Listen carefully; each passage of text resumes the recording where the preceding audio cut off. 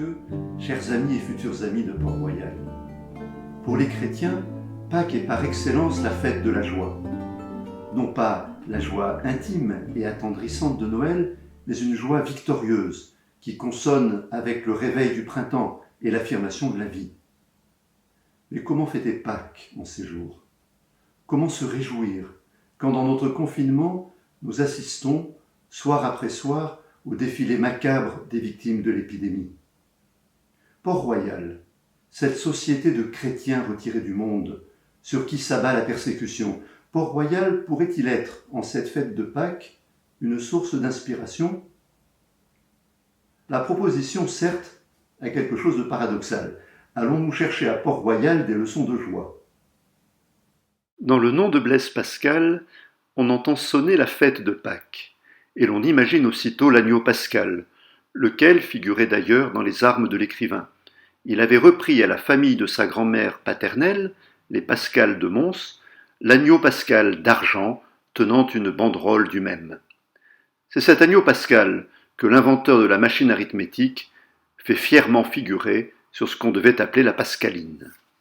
Quand il abandonne sa carrière de savant et d'inventeur en 1654, Pascal se tourne vers Port-Royal et embrasse la cause des jansénistes. Tire-t-il un trait sur la joie de vivre ? Le jansénisme n'évoque pas pour nous la joie, bien au contraire. Sous cette étiquette généralement dépréciative, on a pris l'habitude de ranger toutes les dérives et les scléroses d'une religion formaliste, pointilleuse, fondée sur la crainte du péché, une religion un peu masochiste et sans miséricorde. Quittons un instant Port-Royal et regardons quelques images du grand héros janséniste du début du XVIIIe siècle, le diacre Paris. Il tient dans ses mains un crucifix qu'il regarde, plein de componction. Sous la gravure, on peut lire les paroles de saint Paul tirées de la lettre aux Colossiens « J'accomplis dans ma chair ce qui reste à souffrir à Jésus-Christ, en souffrant moi-même pour son corps qui est l'Église. » Le diacre Paris aspire à la souffrance. Le voici encore sur une autre image, penché, les mains croisées, abîmé dans la méditation d'un livre de piété. Et toujours à proximité, le crucifix. Un crucifix janséniste, nous disent les antiquaires, reconnaissable au bras rapproché du supplicié, qui indique le petit nombre des élus. Il y a plus de 100 ans déjà, Augustin Gazier, dans une savoureuse étude, s'en était pris à cette légende des Christ jansénistes. Les tableaux de Rubens que vous voyez à l'écran devraient passer pour des manifestations de piété janséniste, s'ils n'avaient pas été peints avant même que le terme et la chose n'existent. Quant à Philippe de Champaigne, qui oserait reconnaître en lui le grand peintre de Port-Royal devant cette sublime crucifixion où le Christ étend les bras aux dimensions du monde ? Les Christ jansénistes sont une pure invention qui court encore les notices de salles des ventes. Ils n'ont aucune réalité historique ni religieuse. Les légendes ont la vie rude. Mais le jansénisme lui-même est à l'origine une invention, une création des ennemis de Port-Royal. Le mot se répand dans les années 1650. On le voit apparaître au titre des ouvrages polémiques. Il a été forgé un peu auparavant contre Arnoux, au moment de la fréquente communion. Que l'appellation soit justifiée ou non, il s'agit en tout état de cause d'une injure, réservée aux adversaires. À Port-Royal, personne ne se dit janséniste, mais tous se proclament fidèles disciples de saint Augustin. Le problème rebondit. Si Port-Royal est triste, est-ce la faute de son maître ? Saint Augustin est-il un triste guide ? Un certain réflexe s'est installé aujourd'hui dans les esprits qui pousse à évoquer l'augustinisme comme un pessimisme. Sans doute parce que le péché tient une place importante dans l'œuvre du grand évêque africain. Mais le péché est pour lui une maladie dont il voudrait aider les hommes à guérir. L'accuser de pessimisme ne serait-ce pas un peu comme traiter tous les médecins de pessimistes, sous prétexte qu'ils étudient les maladies et qu'ils travaillent à les soigner ? Plus que le péché, c'est la grâce qui intéresse saint Augustin. Il est resté, on le sait, comme le docteur de la grâce. Un des grands adversaires du jansénisme fut Fénelon, l'auteur de Télémaque et le théologien du pur amour. Son dernier ouvrage, auquel il travaillait sur son lit de mort, est une instruction pastorale en 3 parties, un chant du cygne destiné à lutter contre la théologie de Port-Royal qui le révoltait. Et l'un des premiers griefs par lequel il ouvre son propos est la place exorbitante accordée par les jansénistes au plaisir. Le voilà ce système auquel le parti janséniste, sacrifie tout. Ce système donne tout au seul plaisir. Il en fait le seul ressort de nos volontés. Il en fait, pour ainsi dire, l'âme de nos âmes mêmes. Le plaisir, suivant ce parti, est l'unique règle de nos cœurs. Le jansénisme, une secte du plaisir, on oserait soutenir un tel paradoxe sans la caution de Fénelon. Mais Fénelon a des arguments. Il relève, par exemple, une citation de saint Augustin, omniprésente dans les écrits de Port-Royal, et notamment chez Pascal. Il s'agit d'une formule tirée d'un commentaire sur la lettre aux Galates, une citation authentique, mais devenue un leitmotiv, et presque un signe de reconnaissance janséniste. Il est nécessaire que nous agissions conformément à ce qui nous charme le plus. Sous la forme tranquille et absolue de la maxime, cette phrase pose comme principe que le plaisir est à l'origine de tous nos actes, sans qu'il cesse d'être volontaire. Dans tout ce que nous décidons, nous suivons une délectation, celle qui l'emporte pour nous sur toutes les autres séductions. Quant à la grâce de Dieu, elle agit sur l'homme comme une délectation suprême. Et la conversion n'est rien d'autre que l'irruption d'une nouvelle délectation qui vient balayer celle qui s'imposait auparavant avec la même évidence.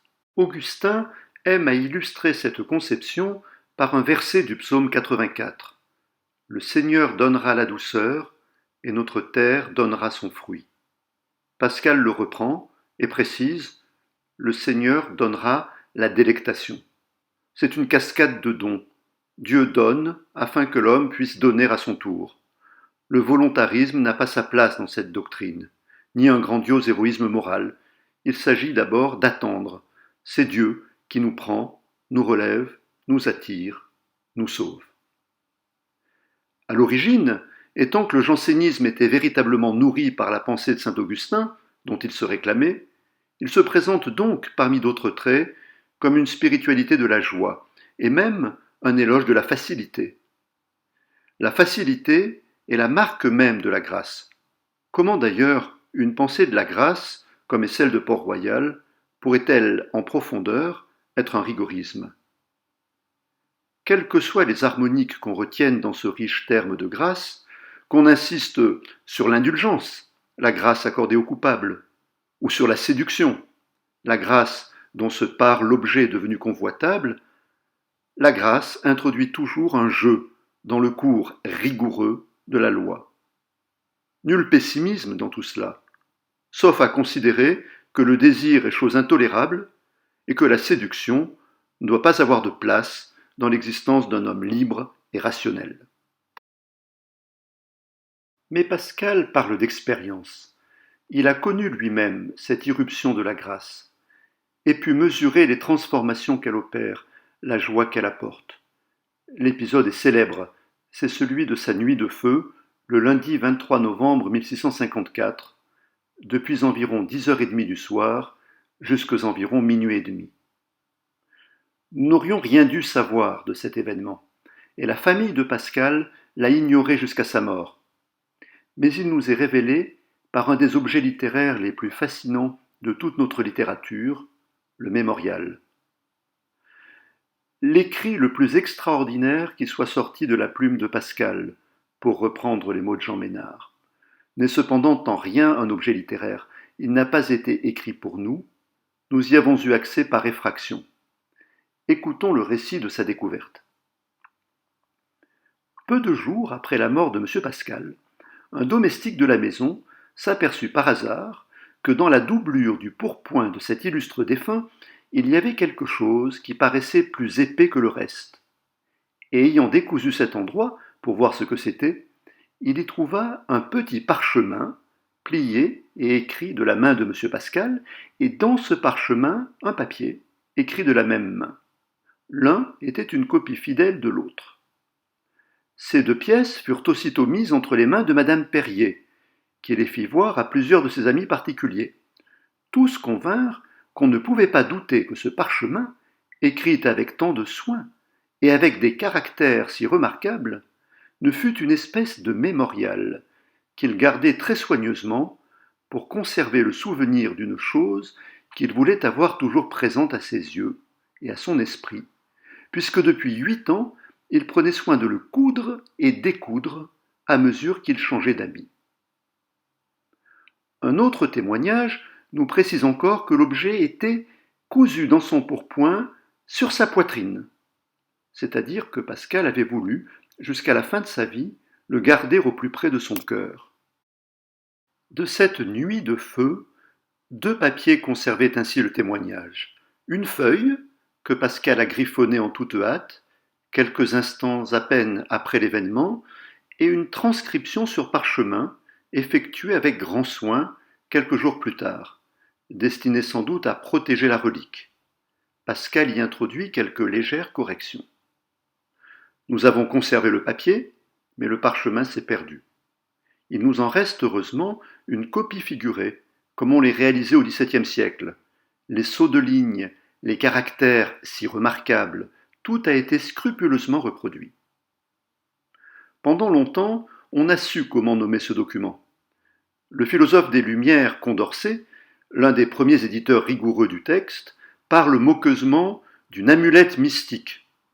Aujourd'hui, on s'est entendu sur le titre de mémorial, un monument de papier pour conserver à la mémoire la trace de quelques instants ineffables. Non obliviscar, je n'oublierai pas, se conclut le parchemin dans une citation du psaume 118, si cher à Pascal. Que s'était-il donc passé? La scène prend place rue des Francs-Bourgeois Saint-Michel, notre actuelle rue Monsieur-le-Prince, où Pascal venait à peine de s'installer, quittant la rive droite de la Seine pour se rapprocher de Port-Royal et de sa sœur Jacqueline. Nul ne saurait bien sûr reconstituer l'expérience mystique qu'il a connue, ni même la qualifier. Le mot de mystique est-il vraiment approprié? Les spécialistes en ont longtemps et vainement débattu. Il nous reste ces quelques lignes, écho d'une expérience bouleversante, dont on peut au moins dire qu'elle a définitivement transformé la vie de Pascal. Au centre de ce texte, une image s'impose, celle du buisson ardent, dans lequel Dieu s'était rendu présent à Moïse sur le mont Horeb avant l'Exode. Le feu qui surgit dans l'existence de Pascal est celui-là qui brûlait dans le buisson sans le consumer. Le mot feu vient couper la page. Sur le parchemin, pour marquer encore davantage cette rupture, Pascal tire un grand trait et calligraphie le mot en belles majuscules. Aux 2 bornes de la page, en haut et en bas du parchemin, une croix rayonnante a été rajoutée. Nouveau procédé graphique pour tenter de signifier l'embrasement. Lors de la veillée pascale, les chrétiens retracent l'histoire du salut, depuis la création, le passage de la mer Rouge, l'exil à Babylone, jusqu'à la résurrection du Christ. Il y a dans le mémorial un effort assez comparable de reprendre tous les fils de l'histoire, d'esquisser une grande fresque réunissant les moments du salut pour conduire jusqu'au présent. À sa manière, le mémorial est bien un texte pascal, tourné vers la résurrection. Les citations bibliques viennent naturellement sous la plume de Pascal. Elles déroulent une histoire, celle qui fait passer du Dieu des philosophes et des savants au Dieu d'Abraham, d'Isaac et de Jacob, puis au Dieu de Jésus-Christ, dont la vérité éclate à Pâques. Pascal fait entendre les paroles de Jésus à Marie-Madeleine, immédiatement après la résurrection. Le Dieu de Jésus-Christ est aussi le Dieu de tous les hommes. Deum meum et Deum vestrum. Pascal peut alors faire sien les mots de Ruth, la Moabite, qui accepte d'accompagner en Judée sa belle-mère, Noémie. Ton Dieu sera mon Dieu. Et ce mon Dieu, si banal qu'on en fait parfois une simple interjection, est ici chargé de son poids le plus lourd. Dorénavant, dans la suite du texte, mais surtout dans sa vie même, Pascal se sentira autorisé à dire « mon Dieu ». Les lecteurs ont été particulièrement frappés par les pleurs de joie qui surgissent au milieu de la page, comme un superlatif de joie. La contradiction n'est qu'apparente, bien entendu. La joie que ressent Pascal est la fin d'une sécheresse, de celle-là même qu'il évoque par les mots du prophète Jérémie. Ils m'ont abandonné, moi, la source d'eau vive. Dereliquirunt me, fontem aquae vivae. Ils m'ont abandonné et se sont creusés des citernes qui ne peuvent retenir l'eau. À l'image implicite de la citerne aride se substitue celle de la source vive. Mais faut pas pleurer. Je pleure de joie. Je pleure de joie. Les cinéphiles auront reconnu dans ces quelques images la conclusion d'un des films les plus pascaliens d'Éric Rohmer. Le sentiment qui domine dans le mémorial est bien la joie. Elle ne quitte jamais l'esprit de Pascal. C'est d'abord cette joie qui coule en pleurs dont nous venons de parler. C'est un peu plus haut une énumération qui voudrait saisir toutes les facettes du ravissement. Certitude, certitude, sentiment, joie, paix. En recopiant cette ligne sur le parchemin, Pascal ajoute encore une joie, comme si une seule mention était insuffisante. Certitude, joie, certitude, sentiment, vue, joie. C'est la joie qui culmine maintenant et qui conclut l'énumération. Quand il met au propre les notes de la nuit, la joie que ressentait Pascal n'a pas décru, bien au contraire. Il inscrit encore 3 lignes avant l'amen final qui transformera ce texte en prière pour exprimer à nouveau sa joie, éternellement en joie pour un jour d'exercice sur la terre. Mais c'est l'humanité entière qui, à travers l'enthousiasme de Pascal, se trouve exaltée. Une rapide exclamation, un peu inattendue ici, mais ô combien significative, vient rompre le cours du dialogue avec Dieu. Grandeur de l'âme humaine, s'écrie inopinément Pascal. On sait l'importance que la notion de grandeur est appelée à prendre dans les pensées. En voici un des actes de naissance. Certains lecteurs, attachés aux étiquettes, et surtout à celles de jansénisme, n'ont pas manqué de signaler les accents d'inquiétude qui semblent malgré tout subsister en toile de fond dans le mémorial. « Mon Dieu, me quitterez-vous » implore Pascal, avant d'enchaîner sur une pressante prière, « que je n'en sois pas séparé éternellement ». À peine quelques lignes plus bas, il récidive, « Je m'en suis séparé, je l'ai fui, renoncé, crucifié, que je n'en sois jamais séparé ». Cette angoisse de la séparation, cette peur de perdre, ne serait-elle pas un retour de jansénisme sous les accents euphoriques du mémorial ? Parler ainsi, c'est ne pas comprendre l'expérience spirituelle vécue par Pascal le 23 novembre 1654. Subitement, Dieu s'est rendu présent à lui. Ce n'est pas une création de son esprit, mais une certitude, une vue, une évidence dont il se réjouit de n'être pas le maître. Prier Dieu de ne pas se retirer, c'est accepter véritablement que Dieu existe, en dehors de moi, et continuer d'une autre manière à célébrer sa présence. On imagine aisément le contentement de Jacqueline, la sœur religieuse, quand elle découvre le nouvel état d'esprit de son frère. Nous possédons la lettre qu'elle lui écrivit le 19 janvier 1655, 2 mois après la nuit de feu, dont, rappelons-le, elle n'avait aucune connaissance. « J'ai autant de joie de vous trouver gai dans la solitude que j'avais de douleur quand je voyais que vous l'étiez dans le monde. Je ne sais néanmoins comment M. de Sacy s'accommode d'un pénitent si réjoui, et qui prétend satisfaire aux vaines joies et aux divertissements du monde par des joies un peu plus raisonnables et par des jeux d'esprit plus permis, au lieu de les expier par des larmes continuelles. Pascal est un pénitent réjoui. Il a en fait changé une joie pour une autre, remplacé les vaines joies par des joies plus raisonnables. Jacqueline en est heureuse, certes, c'est ce qu'elle souhaitait depuis si longtemps, mais elle aimerait que la transformation soit un peu moins facile. Pour moi, continue-t-elle, je trouve que c'est une pénitence bien douce, et il n'y a guère de gens qui n'en voulussent faire autant. Je m'étonne que Dieu vous ait fait cette grâce, car il me semble que vous aviez mérité, en bien des manières, d'être encore quelque temps importuné de la senteur du bourbier que vous aviez embrassé avec tant d'empressement. Le mot de bourbier est rude. Il appartient au lexique de Saint-Cyran, comme nous l'a rappelé Laurence Plasnet dans une précédente minute de Port-Royal. Mais ce qui se dégage de cette lettre, c'est encore la joie de Pascal. Sa sœur aurait mieux compris une libération plus progressive et plus pénible. 1 an et demi à peine après la nuit du mémorial, Pascal connaissait une nouvelle joie. Elle concerne sa nièce, la petite Marguerite Perrier, dont il était aussi le parrain. La fillette, qui n'avait pas encore 10 ans, était atteinte depuis plusieurs années d'une inquiétante fistule lacrymale. Elle avait été transportée à Paris, où l'on espérait qu'elle recevrait de meilleurs soins qu'en Auvergne, et placée en pension à Port-Royal, auprès de sa tante Jacqueline. Mais le mal avait continué à évoluer, jusqu'à faire craindre pour sa vie. On s'était résolu à une intervention de la dernière chance, une cautérisation au fer rouge. Le 24 mars 1656, la petite Marguerite se trouve miraculeusement guérie après l'attouchement d'une relique de la Sainte Épine qui avait été confiée à Port-Royal. L'événement eut un retentissement considérable.